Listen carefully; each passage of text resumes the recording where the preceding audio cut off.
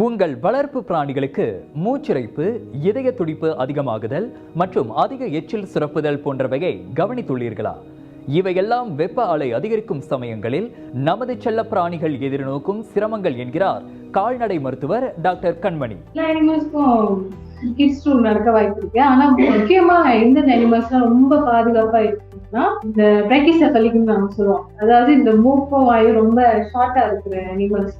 பூனைகள்ல பாத்தீங்கன்னா பொய்ஜனும் இந்த மலேசியால ரொம்ப பேர் வளர்க்குறாங்க. அடுத்துனா பிரெஞ்சு புல்டாக், இந்த பாக்ஸ் நாய் வகைகளை பாத்தீங்கன்னா இவங்களுக்குலாம் இந்த ஏர்வி ரொம்ப ஷார்ட்டான ஏர்வி. அவங்களால இந்த மாதிரி ஹீட் ஸ்ட்ரோக் நடக்கும்போது ரொம்ப எஃபெக்டிவா அவங்களால வெப்பத்தை வெளியாக்க முடியாது.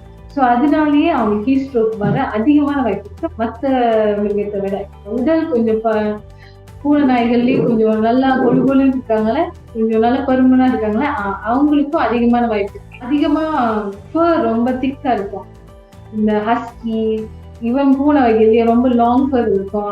அவங்களாம் வெப்பத்தை ரொம்ப ட்ராக் பண்ணி வச்சுக்கோங்க பாடியில. பூனைகளுக்கும் நாய்களுக்கும் ஸ்வெட் கிளான்ஸ் இல்லையே, நமக்கு ஸ்வெட் கிளான்ஸ் இருக்கு. நம்ம ஸ்வெட் பண்ணுவோம், பாடி டெம்பரேச்சர் கொஞ்சம் கூலா இருக்கும். அவங்களுக்கு இல்லை, அவங்களுக்கு வெறும் பாஸ்ல தான் இருக்கும். ஸோ இந்த மாதிரி வெப்பம் வந்துருச்சுன்னா அவங்க ரொம்ப கஷ்டப்படுவாங்க. அதுக்காக தான் நம்ம இன்னும் அலர்ட்டா இருந்து இந்த மாதிரி கிளினிக்ஸ் என்ன பண்ணிச்சுன்னா ஹெல்ப் பண்ணலாம். இந்த மாதிரி வெப்ப காலத்துல பூனைகள் நீங்க பாத்தீங்கன்னா அவங்க ரொம்ப ஒளிஞ்சிருவாங்க அந்த இடத்துல இருந்து. இப்ப வீட்டு வளர்த்துறதுனா அதை ரொம்ப கவனமா பாத்துக்கணும். ஏன் ஒளியிறாங்க அப்படின்ட்டு. சமயத்துல ரொம்ப சூடாகி அவங்க ஒளிவாங்க. அவங்களால அந்த வெப்பத்தை கூல் டவுன் படுத்த முடியலன்னா அதுவே அவங்களுக்கு ஆபத்தா முடியும். இதே நாய்கள் அந்த மாதிரி பப்பீஸ் அந்த மாதிரினா நம்ம பார்ப்போம், அவங்க ரொம்ப பெயிண்டிங் பண்ணிட்டு இருப்பாங்க அதெல்லாம். ஸோ ஆனா பூனைகள்லாம் ஒளிஞ்சிடுவாங்க. ஸோ இதெல்லாம் நம்ம கவனமா பார்த்துக்கணும். ரொம்ப ஷேட் தேடி போவாங்க, தண்ணி தேடி போவாங்க. இப்ப ஹீட் ஸ்ட்ரோக் நம்ம பார்த்துக்கிட்டோம்னா மூணு நிலையா பிரிப்பாங்க. இப்போ முதல் நிலையில இருக்கிறாங்கன்னா, முதல் ஸ்டேஜ்ல இருக்கிறாங்கன்னா நம்ம உதவி செய்ய முடியும். அவங்களுக்கு பிராணிகளுக்கு எல்லாருக்கும் நம்ம உதவி செய்ய முடியும். இப்போ முதல் ஸ்டேஜ், 2வது ஸ்டேஜ், 3வது ஸ்டேஜ் நம்ம தெரிஞ்சு வச்சுக்கணும். இப்போ நிறைய சாசஸ்லாம் இருக்கு. பட் இப்போ முதல் ஸ்டேஜ்ல இப்ப இருக்காங்கன்னா பிராணிகள் ரொம்ப பெயிண்டிங் பண்ணிட்டு இருப்பாங்க. திடீர்னு பாத்தீங்கன்னா வாய் திறந்து மூச்சுட்டு இருப்பாங்க. இப்ப நாய் நம்ம பாக்குறோம்ல, அதே மாதிரி பூனைகளும் செய்வாங்க. மலேசியாவில் வெயிலின் உக்கிரம் நாளுக்கு நாள் அதிகரித்து வருகிறது. இதனால் பல்வேறு தற்காப்பு நடவடிக்கைகளை மேற்கொண்டாலும் வெயில் காலங்களில் குழந்தைகளும் முதியோரும் பல்வேறு உபாதைகளுக்கு ஆளாகும் நிலை ஏற்பட்டு விடுகிறது. மனிதர்களுக்கே இப்படி என்றால் கால்நடைகள் மற்றும் வீட்டில் வளர்க்கும் செல்ல பிராணிகளின் நிலையோ மிகவும் பரிதாபமானது. வெயில் தாக்கம் காரணமாக கடும் பாதிப்புகளை பிராணிகளும் சந்திக்கின்றன என விளக்கம் அளிக்கிறார் டாக்டர் கண்மணி. ஹீட் ஸ்ட்ரோக் நடக்குது வெறும் சன் டைரக்டா கீழே இருக்கிற அனிமல்ஸ் தான் நடக்கிறது இல்லை. வீட்டுல ரொம்ப வெப்பம் அதிகரிச்சிச்சுன்னா, ரொம்ப அக்யூமுலேட் ஆயிடுச்சுனாலும் ஹீட் ஸ்ட்ரோக் நடக்கும் வீட்டுல இருக்க பிராணிகளுக்கு. ஸோ நம்ம என்ன பண்ணணும், இந்த மாதிரி ஏர்லி கிளினிக்கல் சைன்ஸ் வருதுன்னா ரொம்ப பெயிண்டிங் பண்ணிட்டே இருப்பாங்க, திடீர்னு நடப்பாங்க, வேகமா நடந்துகிட்டே மூச்சு வாங்கிட்டே இருக்கும். அவங்களுக்கு அந்த மாதிரி இருந்தா உடனே அவங்களுக்கு தண்ணி கொடுக்கணும்.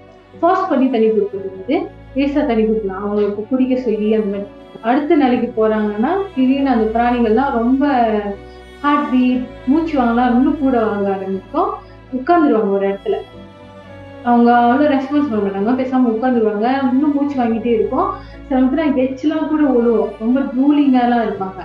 ஸோ அந்த மாதிரி நிலையில வந்துட்டாங்கன்னா உடனே அவங்க வெட்க்கு கூட்டிட்டு போறதுதான் பெஸ்ட் சொல்யூஷன். அந்த நிலைமையில நீங்க என்ன செய்யலாம்னா, ஒரு ஈரமான துணியில அந்த பிராணிகளை வச்சுட்டு தப்பு நீங்க பெட்க்கு கால் பண்ணிட்டு, ஓகே இந்த மாதிரி ஒரு கூட்டிட்டு வரோம் நாங்க அப்படின்னு சொல்லிட்டு நீங்க கூட்டிடலாம். இது வீட்டு பிராணிகள் மட்டும் இல்ல, வெளியே இருக்கிற பிராணிகளுக்கும் சொல்றேன். திடீர்னு அந்த மாதிரி எச்சி ஒழுகிட்டு இருக்காங்க, மூச்சு வாங்கிட்டு இருக்காங்க, உட்காந்துட்டாங்க, எங்கேயும் மூவ் பண்ண மாட்டேங்கிறாங்கன்னா இந்த மாதிரி ஹெல்ப் பண்ணலாம். ரொம்ப லேட் ஸ்டேஜ்னா அவங்களோட கம்ஸ் எல்லாம் நீங்க பாத்தீங்கன்னா ரொம்ப ரெட் ஆயிடும், நாக்குலாம் ரொம்ப ரெட் ஆயிடும். சமயத்துல சீஜர் சாவான் கூட வரும். அதெல்லாம் ரொம்ப லேட் ஸ்டேஜ்.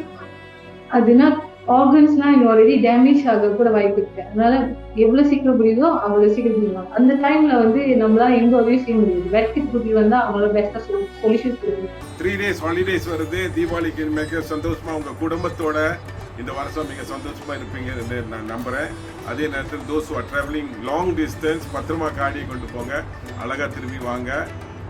உங்களோட குடும்பத்தோட இந்த வருஷம் நல்லா சந்தோஷமா இருக்கணும்.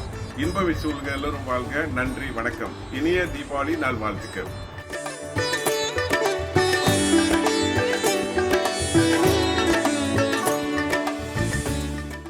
வெயில் தாக்கத்தால் செல்லப்பிராணிகள் பாதிக்கப்படும் சம்பவங்கள் அதிகரித்து வருகிறது. இருப்பினும் போதிய புள்ளி விவரங்கள் இல்லாததால் அத்தகவல்கள் வெளியில் பெரிதாக பார்க்கப்படுவதில்லை. இதனிடையே இதிலிருந்து செல்லப்பிராணிகளை பாதுகாக்கும் வழிமுறைகள் குறித்து விளக்குகிறார் இவர். நம்ம எவ்வளவுக்கு எவ்வளவு முடியுதோ அவங்களுக்கு அந்த நிழல் கொடுக்கலாம், இல்ல அவங்களுக்கு தண்ணி கொடுக்கலாம். லாங் ஃபர் இருக்கிற நாய்களா இருக்கட்டும் சரி, பூனைகளா இருக்கட்டும், அவங்களை வந்து நம்ம ஆக்சுவலி ப்ரஷ் பண்ணணும். ஏன்னா அவங்களுக்கு அந்த ஸ்வெட் கிளாண்ட்ஸ் இல்லாதனால அவங்க ரொம்ப லீக் பண்ணுவாங்க. அவங்களே கூலா அவங்க பாடி டெம்பரேச்சர் மெயின்டைன் பண்ணிட்டு அவங்க ரொம்ப லீக் பண்ணுவாங்க.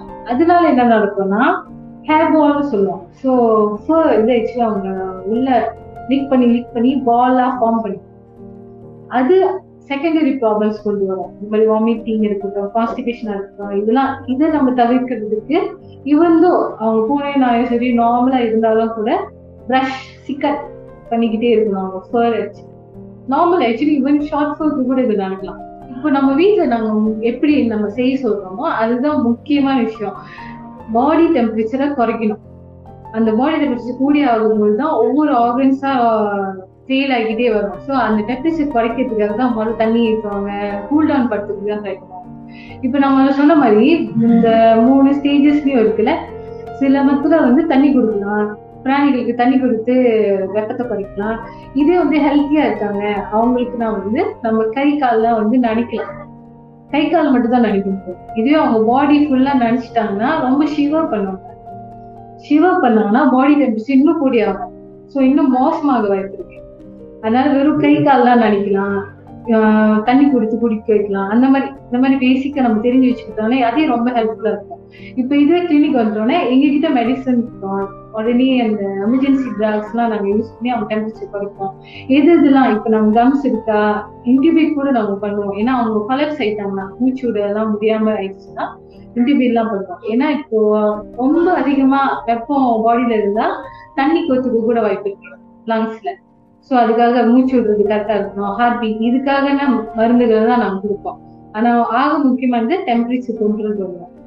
இந்த ஐஸ் தண்ணி அதெல்லாம் வந்து டைரக்டா அவங்களுக்கு கொடுக்க கூடாது. திடீர்னு இந்த மாதிரி ஐஸ் தண்ணி கொடுத்தாலும் இந்த ஷாக் ரியாக்ஷன் மாதிரி வரும்.